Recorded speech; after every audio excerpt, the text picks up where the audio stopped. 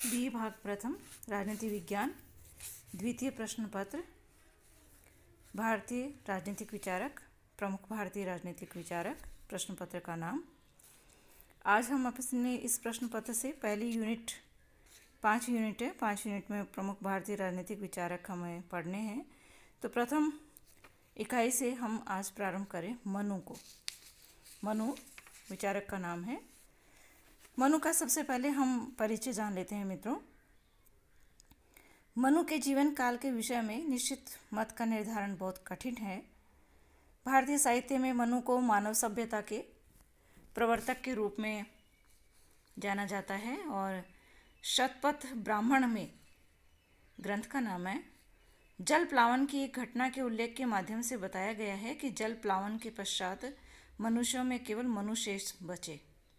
इस प्रकार वे भावी सभ्यता के सूत्रधार बने। एक मान्यता ये भी है कि ये मनु ही मनुस्मृति के रचनाकार थे। ये ग्रंथ का नाम है मनुस्मृति, किंतु ये मान्यता सही प्रतीत नहीं होती क्योंकि जल प्लावन की घटना के बाद अकेले मनु के शेष रह जाने के कारण उस समय किसी संगठित सामाजिक व्यवस्था के अस्तित्व का प्रश्न ही नहीं था। पौराणिक आख्यानों में से ही मनु परंपरा का उल्लेख मिलता है। ऐसा प्रतीत होता है कि मानव सभ्यता का सूत्रधार होने के कारण मनु सामाजिक व्यवस्था की व्याख्या और विधियों की संहिताबद्ध प्रस्तुति के संस्थागत प्रतीक बन गए। इस प्रकार इस मनु परंपरा में ही किसी पश्चातवर्ती मनु ने मनुस्मृति की रचना की होगी, ऐसा माना जाता है। मित्रों, जिस मनुस्मृति का बार बार नाम आ रहा है, ये एक ग्रंथ है। इस ग्रंथ के बारे में मैं आपको बताऊं। वैदिक साहित्य, स्मृतियों, महाकाव्य व नीति का शास्त्र प्राचीन भारतीय राजनीतिक चिंतन के स्रोत के रूप में स्वीकार किए जाते हैं। इनसे ये पता चलता है प्राचीन भारतीय राजनीतिक चिंतन का किससे?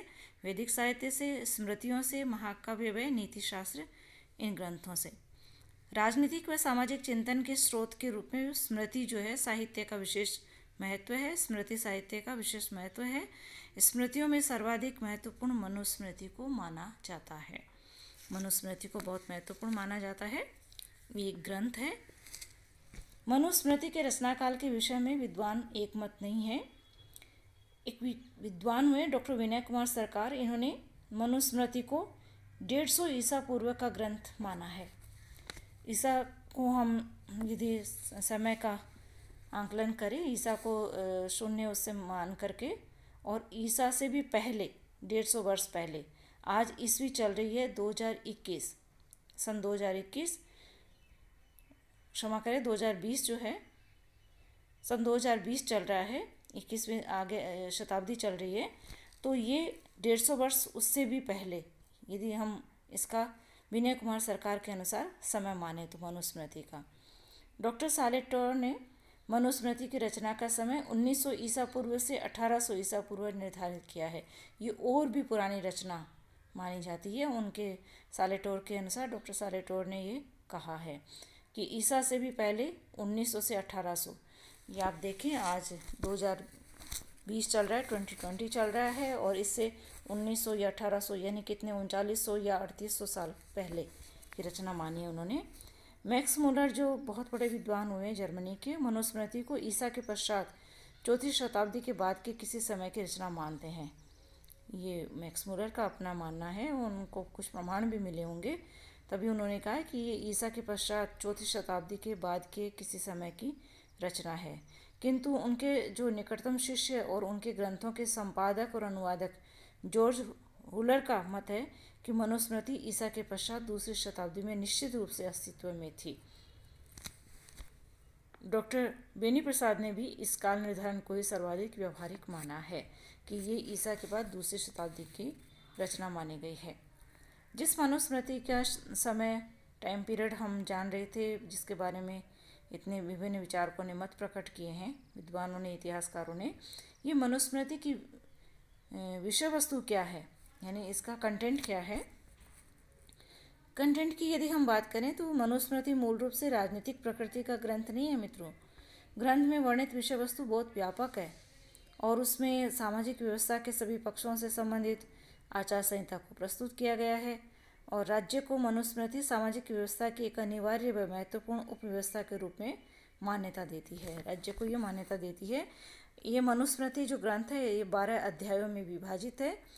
प्रथम अध्याय में संसार व विभिन्न प्राणियों की उत्पत्ति का, द्वितीय अध्याय में संस्कार विधि, ब्रह्मचर्य, व्रत विधि और गुरु के प्रति अभिवादन आदि की विधि का, तृतीय अध्याय में ब्रह्मचर्य की समाप्ति के बाद समावर्तन का, पंचमहायज्ञ और नित्य श्राद्ध विधि का, चतुर्थ अध्याय में ऋतु ब्रह्मचर्य आदि जीविकाओं के लक्ष्य व गृहस्थ आदि के नियमों का, पंचम अध्याय में भक्ष्य और अभक्ष्य पदार्थों और मनुष्यों द्वारा शुद्ध रहन सहन को सुनिश्चित करने के नियमों का, षष्ठम अध्याय में वानप्रस्थ और संन्यास आश्रम का, सप्तम अध्याय में व्यवहार में मुकदमों के निर्णय व कर ग्रहण आदि राजधर्म का, अष्टम अध्याय में न्यायालयों में साक्ष्य आदि की प्रक्रिया का,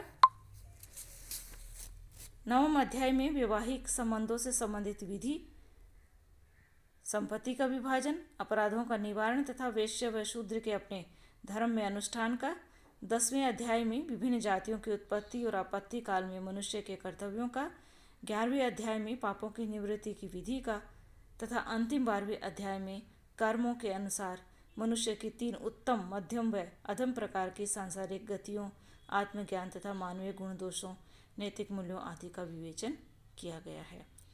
तो ये मनुस्मृति की जो अध्याय योजना है 12 अध्यायों में जो ये विभक्त की गई है, विभाजन इसकी विषय सामग्री कंटेंट क्या है ये हमने विस्तार से देखा।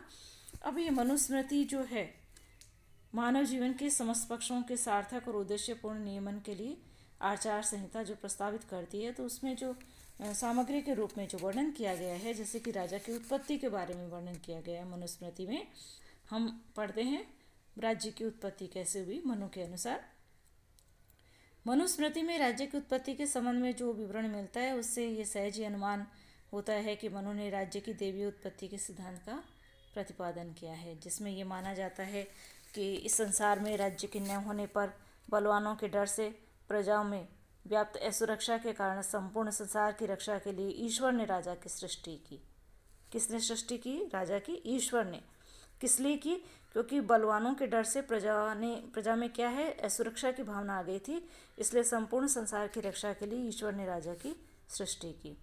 यह स्पष्ट है कि मनु ने राज्य की उत्पत्ति के स्थान पर राजा की उत्पत्ति का उल्लेख किया है। इस तथ्य से ये व्यक्त होता है कि मनु ने प्रसंग के अनुसार राजा और राज्य को पर्यायवाची शब्द के रूप में प्रयुक्त किया है, किंतु इसका अर्थ ये नहीं है कि मनु शासक के रूप में राजा और एक संप्रभु संस्था के रूप में राज्य के मध्य कोई सैद्धांतिक भेद करता है। शासक की दैवीय उत्पत्ति का संकेत देते हुए मनु ने कहा है कि ईश्वर ने इंद्र, वायु, यम, सूर्य, अग्नि, वरुण, चंद्रमा और कुबेर का सारभूत नित्य अंश लेकर राजा की सृष्टि की है। यानी जो राजा की सृष्टि ईश्वर ने की है, तो वो सामान्य व्यक्ति नहीं है। ईश्वर ने क्या किया है? इंद्र, वायु, यम, सूर्य, अग्नि, वरुण, चंद्रमा और कुबेर का सारभूत नित्य अंश लेकर के राजा की सृष्टि की है। तो मनु का कथन है कि समस्त देवों के नित्य अंश से रचित होने के कारण राजा तेज से सब जीवों को अभिभूत करता है, और मनु के अनुसार ये राजा देखने वाले के नेत्र तथा मन को सूर्य के समान संतप्त करता है, अतः पृथ्वी पर कोई भी इसे देखने में समर्थ नहीं है। इतना प्रभावशाली व्यक्तित्व का धनी जो राजा है वो सामान्य व्यक्ति नहीं है, ऐसा मनु का मानना है। मनु के इन कथनों का यह स्पष्ट अर्थ है कि राजा जिस सत्ता का प्रतिनिधित्व करता है उसे मनुष्यों द्वारा चुनौती नहीं दी जा सकती। इस अर्थ में हम कह सकते हैं कि वह संप्रभु शक्ति का प्रतीक है, और मनु ने स्पष्ट किया है कि राजा अपनी सत्ता में अग्नि, वायु, सूर्य, यम, कुबेर और इंद्र आदि देवों की शक्ति को प्रतिबिंबित करता है, अतः उसका प्रभाव अक्षुण्ण है, बहुत ही प्रभाव है। ऐसा प्रतीत होता है मित्रों कि मनु ने राजा शब्द का राज्य के अर्थ में ही प्रयोग किया है। अतः राजा के साथ दिव्य शक्ति के संयोग द्वारा मनु ये स्पष्ट करना चाहते हैं कि राजा की शक्ति का अतिक्रमण करना किसी व्यक्ति के लिए संभव नहीं है, क्योंकि इसके गंभीर दुष्परिणाम हो सकते हैं। मनु ने चेतावनी दी है कि अग्नि असावधानी से उसे स्पर्श करने वाले व्यक्ति को ही जलाती है, किंतु राजा अग्नि चिर संचित धन संपदा सहित समस्त कुल को ही जला देती है। यानी अग्नि से सिर्फ व्यक्ति जल सकता है, कोई पदार्थ जल सकता है, लेकिन राजाग्नि जो है, राजा को यदि रुष्ट कर दिया जाए, राजा यदि नाराज हो जाए, उसकी अवज्ञा कर दी जाए, तो हमारे पास जो भी चिर संचित लंबे समय से इकट्ठा किया हुआ धन संपदा जो भी है, समस्त कुल परिवार जो भी है, वो सबको राजा भस्म कर सकता है, दंड दे सकता है।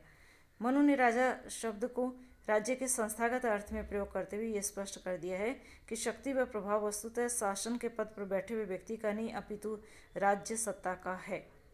मनु का कथन है कि साधारण मनुष्य मानकर राजा के पद पर प्रतिष्ठित बालक का भी कोई व्यक्ति अपमान न करे, क्योंकि वह वस्तुतः मनुष्य के रूप में स्थित देवी शक्ति का ही प्रतिनिधि है।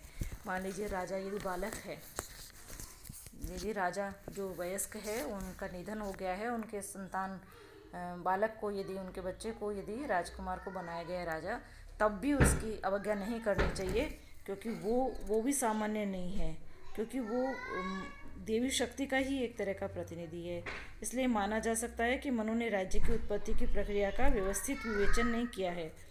राज्य की उत्पत्ति के प्रसंग में ईश्वरीय हस्तक्षेप का संकेत मनु के इस आग्रह को व्यक्त करता है कि जनता की गतिविधियों के उद्देश्य को नियंत्रण का विचार सामान्य मानवीय विवेक की तुलना में उच्चतर व श्रेष्ठतर है।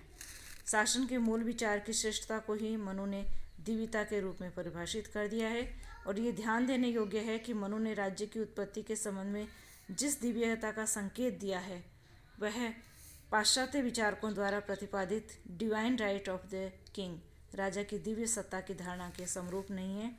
मनु शासन की निरंकुशता का समर्थन नहीं करते हैं। मनु द्वारा राज्य संस्था के साथ जो दिव्यता संयुक्त की गई है वह राज्य सत्ता की दिव्यता है, राजा की नहीं है। मनु ने राजा को केवल ऐसे अभिकर्ता के रूप में चित्रित किया है जो निर्धारित उद्देश्यों के लिए दिव्य सत्ता का समय विशेष पर उपयोग करता है। यानी राज सत्ता बहुत महत्वपूर्ण है, वो चमत्कारी है, उसके अंदर ईश्वर का अंश है, विभिन्न देवी देवताओं के अंश है उसके अंदर। मनुस्मृति में राजा की दिव्यता के विचार को राजा की शक्ति के रूप में नहीं, अपितु उसके दायित्वों के विभिन्न पक्षों के रूप में परिभाषित कर दिया गया है। मनु ने शासक के दिव्य गुणों को उसके दायित्वों के रूप में व्यक्त करते हुए इन्हें दिव्य व्रतों की संज्ञा दी है तथा राजा से इन दायित्वों को अपने शासकीय आचरण में घटित करने की अपेक्षा की है। मनु का कथन है कि जैसे इंद्र वर्षा करता है, उसी प्रकार राजा को इंद्र व्रत का पालन करते हुए जनता पर समृद्धि और कल्याण की वर्षा करनी चाहिए, ताकि धन धान्य की कमी न हो। जिस प्रकार सूर्य 8 मास में किरणों के द्वारा जल का हरण करता है, किंतु बदले में वह समस्त संसार को तेज और प्रकाश से लाभान्वित करता है, उसी प्रकार राजा को सूर्य व्रत का पालन करते हुए प्रजा के कल्याण के दायित्व की पूर्ति के लिए ही प्रजा से कर ग्रहण करना चाहिए। जिस प्रकार वायु सब प्राणियों में प्रवेश कर विचरण करती है, उसी प्रकार राजा को वायु व्रत पालन करते हुए गुप्तचरों के माध्यम से सर्वत्र प्रवेश करना चाहिए। जिस प्रकार यमराज समय आने पर प्रिय अथवा अप्रिय सबके प्राण ले लेता है, उसी प्रकार राजा को यम व्रत का पालन करते हुए अपराध करने पर प्रिय अप्रिय सबको दंडित करना चाहिए। जिस प्रकार बंधन के योग्य पुरुष वरुण के पाश में कठोरता से बंध जाता है, उसी प्रकार वरुण व्रत को धारण करते हुए राजा को विधि के उल्लंघनकर्ताओं का निग्रह करना चाहिए। जिस प्रकार परिपूर्ण चंद्रमा को देखकर मनुष्य हर्षित होते हैं, उसी प्रकार चंद्र व्रत को धारण करते हुए राजा को ऐसा व्यवहार करना चाहिए कि प्रजा एवं सभी प्रकृतियाँ उसे देखकर हर्षित हों। अग्नि व्रत को धारण करते हुए राजा को अग्नि की भांति ही प्रचंड तथा ऐसा ही यह तेज को धारण करते हुए अपराधियों व दुष्ट मंत्रियों आदि का वध करना चाहिए। जिस प्रकार पृथ्वी सब प्राणियों को समान भाव से धारण करती है, उसी प्रकार पृथ्वी व्रत का पालन करते हुए राजा को समस्त प्रजा का समान रूप से पालन करना चाहिए। ये जो मनु ने जो वर्णन किया है मनुस्मृति में, तो इससे ये स्पष्ट है कि मनुस्मृति राज्य की उत्पत्ति के संबंध में दिव्यता का उल्लेख तो करती है, किंतु इस उल्लेख मात्र को राज्य की देवीय उत्पत्ति के व्यवस्थित सिद्धांत की संज्ञा दिया जाना उचित नहीं है।